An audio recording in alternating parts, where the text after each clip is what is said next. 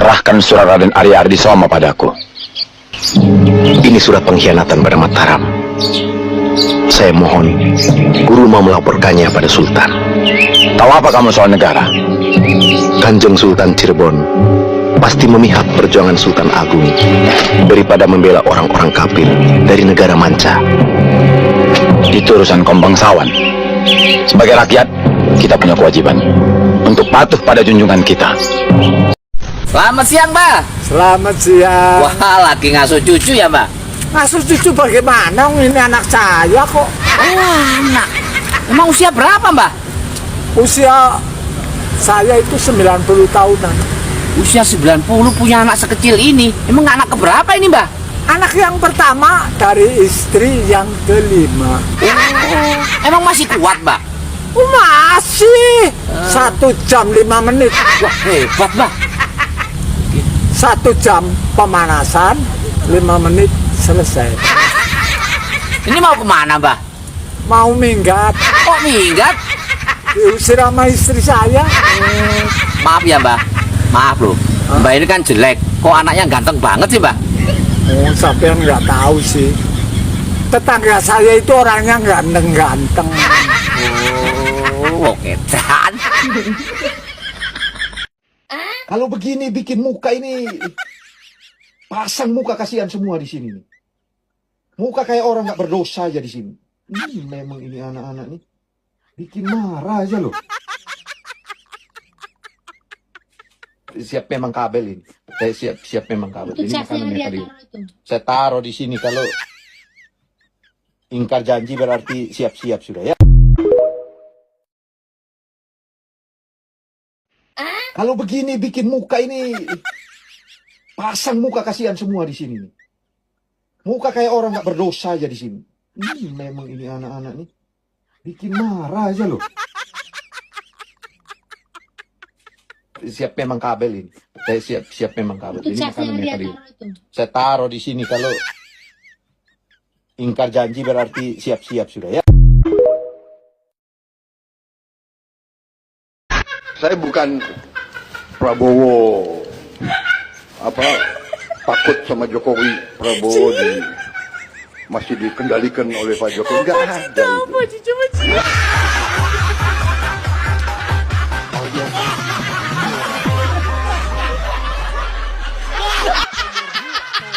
Hidup Jokowi! Kita ini bukan anak kecil, Mas Anies. Ya. Anda juga paham ya. Sudahlah ya. Sekarang begini. Intinya mari kita joketin saja. Gaskin Pak. Baru orang gas.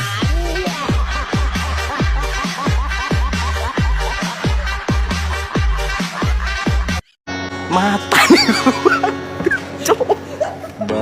Mata nih gua, Pak.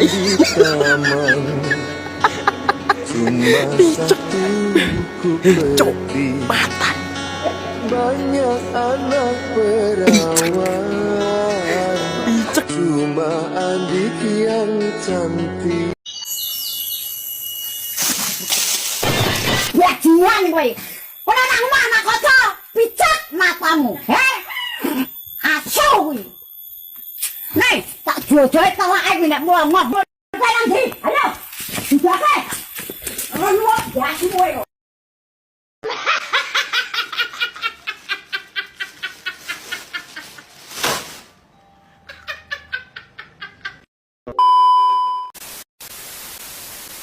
Dunia persilatan di kono tampaknya amat sangat menarik untuk disimak, terutama tentang dari gebrakan-gebrakan dari para pejabat yang kemudian diparodikan dengan sangat lucu. Kenapa? Karena memang dari setiap gebrakan, statement dari para pejabat kono itu kadang-kadang bikin masyarakat itu gedeg dan kemudian tetapi juga lucu jika memang kita mendengarkan atau bahkan terbiasa dengan statement-statement dengan kebijakan mereka yang boleh dibilang konyol iya, tetapi kadang-kadang terlalu memaksa. Dan ini menjadi sebuah dari parodi-parodi lucu ya, sebagai gambaran dari para pejabat politik yang tampaknya seperti seolah-olah perguruan pencaksilat ya.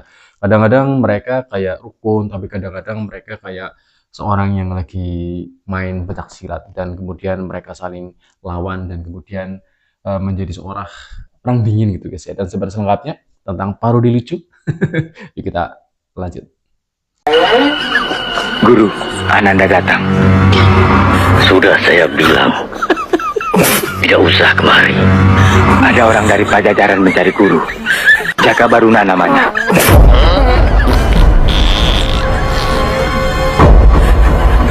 Hati-hati dengan dia.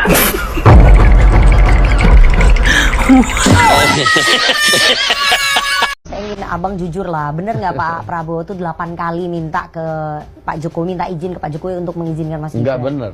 Nggak benar. Yang ya? benar 5 kali. Oh 5 kali. Iya. Jadi 5 kali memang Pak Prabowo minta izin ke Pak Jokowi. Iya.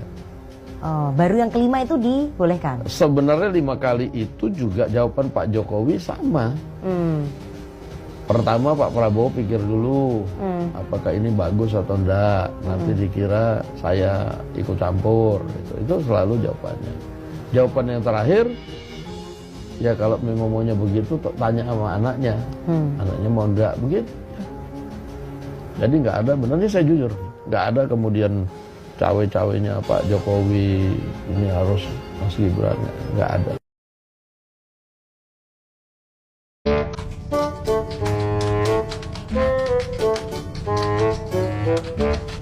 Terima kasih teman-teman.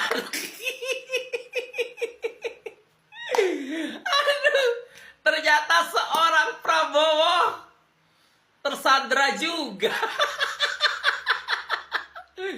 Prabowo tersandra sama Food ST. Memang sengaja ditaruh di situ sama Jokowi. Sama Prabowo kan Menkumham itu waktu itu, inget nggak? Waktu mau pemilu itu dikeluarkanlah budget-budget melebihi batas.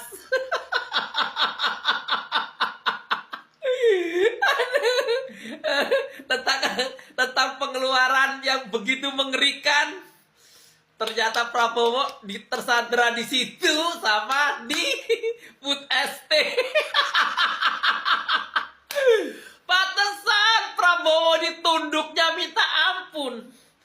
Aku dapat berita ini.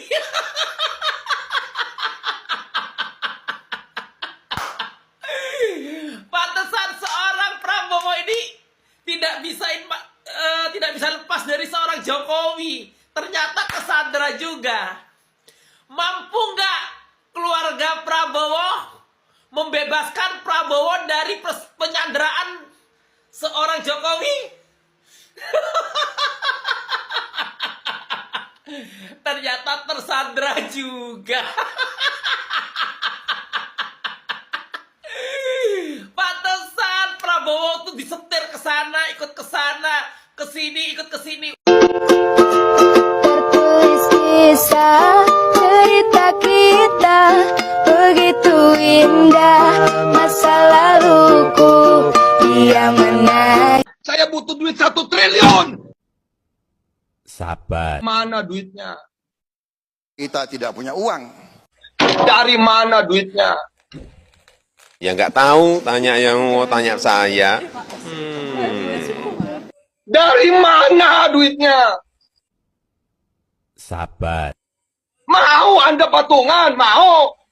Tidak mau, tidak mau, tidak mau.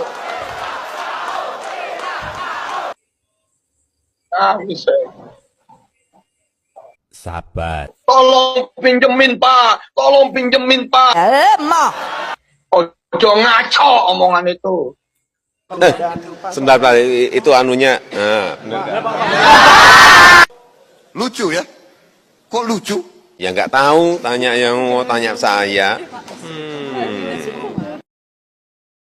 Saya nggak suka adalah ketika kami mati-matian dulu tahun 2019 belain Pak Prabowo sampai kita tuh disemprot gas air mata. Beliau malah masuk Menhan dan parahnya teman-teman kita yang mendukung ditengok pun tidak sama sekali. Paling itu yang saya bilang, berarti orang ini memang mengejar jabatan. Kan berbeda dengan yang dia bilang saya tidak butuh jabatan Mas Anies. Nah itu sangat berbanding terbalik dengan kenyataannya. Beliau itu sangat ambisius. Netizen di Indonesia tampaknya semakin gregetan ya dengan para politikus terutama pejabat kita yang kadang-kadang itu ketika diharapkan dan mempunyai ekspektasi yang mereka inginkan, namanya meleset ya, atau kadang-kadang karena mungkin dari para politikus sangat pintar ya memainkan perannya sebagai para pejabat yang kadang-kadang seolah kayak mencitrakan dirinya sebagai pejabat yang menjadi harapan masa depan, tapi ketika menjabat malah mereka seolah-olah melupakan janjinya mereka. Dan kemudian dari parodi yang dijadikan satir atau bahkan dari ruang lingkup pejabat politik dari hidup mereka ketika mereka menjabat diparodikan dengan lucu ya, dengan editan-editan yang menarik. Tapi seperti yang kita ketahui ya, bahwa pemerintah kadang-kadang terlalu sensitif untuk menerima sebuah kritikan. Kadang-kadang meskipun kritikannya lembut atau bahkan sedikit sarkasme, tetapi demokrasi Indonesia seperti itu ya.